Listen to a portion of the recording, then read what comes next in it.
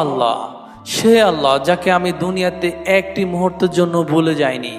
তারপর ফেরেশতারা প্রশ্ন করবে, মান দিনুকা, তোমার দিন কি, তোমার জীবন ব্যবস্থা কি?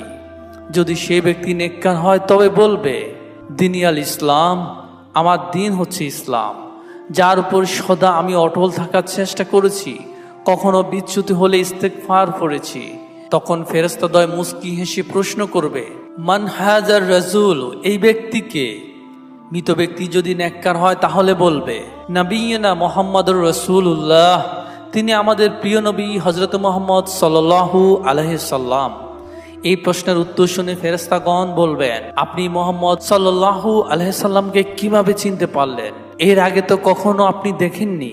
মুমিন বান্দা বলবে, আমি আল্লাহর কিতাব পড়েছি এবং তার প্রতি ঈমান এনেছি, তাকে জীবনভর এতটা অনুসরণ করেছি যে হৃদয়ে তার ছবি এঁকে নিয়েছি, আর আল্লাহ পাকের হুকুমে তাকে এখন আমি চিনতে পেরেছি। সুবহানাল্লাহ।